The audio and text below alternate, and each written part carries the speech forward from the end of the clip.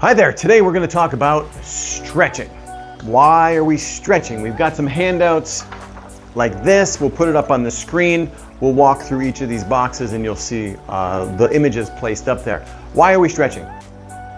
From children with Sever's disease and growth plate inflammation to athletes, whether high school or professional athlete, for athletic enhancement, performance, injury prevention, big one. And as we get older and our tissues get tighter and those old injuries catch up to us, getting the Achilles tendon more flexible and preventing the Achilles tendon rupture, big one. Or the biggest one of all, plantar fasciitis, and getting the fascia stretched down the bottom and the Achilles stretched on the backside. So we prescribe stretching exercises all the time. I get asked all the time, can you demonstrate the stretching? Before I dive into the exact leaning into the stretch itself, let me talk about one quick principle of stretching. It needs to be done a lot and it needs to be done in a relaxed state. Let me start with the relaxed and then we'll talk about the next piece of this. Basically, if you're going to do this type of runner's stretch where you're leaning into the stretch like this, if you are leaning in and say, oh, 1, 2, 3, 4, 5, all you're doing is you're firing that calf muscle and you're not really going to stretch it out. So I need you here, relax into it, hold, create a deep stretch. That's what you're going to need to do. When you do this stretch, you have a gastroc muscle and a soleus muscle, and they attach in different spots. The gastroc above the knee, the soleus below the knee.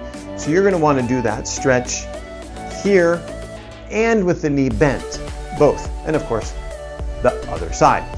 So all these stretches you can do straight leg like this, and then also with the knee bent, creating a different level of stretch, especially when you're pulling the foot back in this direction.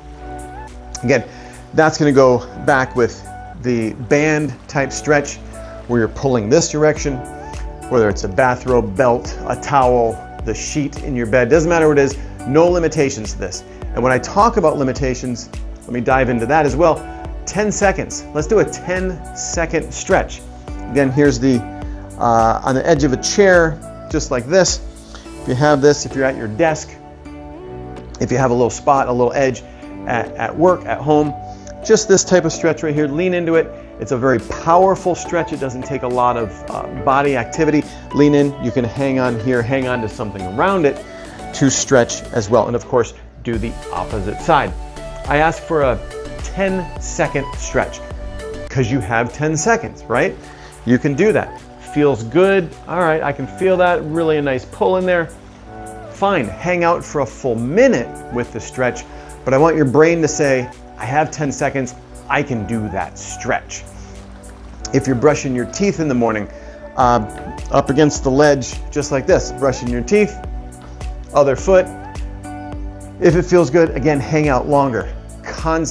Constant stretching and consistency with stretching is key. So you're not really thinking, oh, I got to go take an hour to stretch, but you're doing this stretch here, that stretch there. You walk in your front step, this stretch on here, where you're just hanging off that front step. Whether you're helping yourself and just lowering down, if this is the early phase where it's really tight, it's painful, you may need a little help with that. Or you can do both feet hanging down at once. And again, relax, it feels good. Hang out for a couple minutes there, get a really good deep stretch in.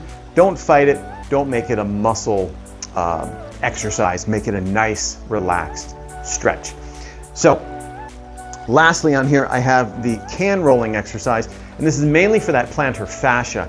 And can rolling, because you can grab a can out of the cabinet, a smaller soup can, a little bigger can. Everyone's foot's different, everyone's arch is different, and I basically just want you to put a can on the ground and roll back and forth. You can push pretty hard with it. And the fascia on the bottom doesn't itself stretch a whole lot. We really want to break up the scar tissue and the adhesions around the plantar fascia so that when the arch is falling, the fascia can move with it rather than tear, and create the plantar fasciitis that you may have or that you will want to avoid. A can, a rolling pin, if you're old enough to know what a rolling pin is, PVC pipe, anything that you can roll on. They do have some commercial products that do have little knobs and things like that. But again, grab a can, different sizes, try it out of your cabinet and just try that out as well. All of these will be listed. We'll put a handout at the end. Again, consistency is key. A little tip for the parents that have kids to do this. Immediately today, go in, walk in the front door, hang off, show them that one. Say, hey, before you have something to eat or a snack in the refrigerator, have that little spot and say, I need you to do this stretch before you have that snack. While you brush your teeth, you do this one.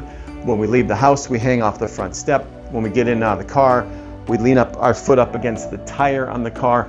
Again, that consistency so there's not a constant nagging of that or having to nag yourself. Another one, big one, pull out your cell phone, you're gonna be talking on it, texting, whatever you're gonna be doing.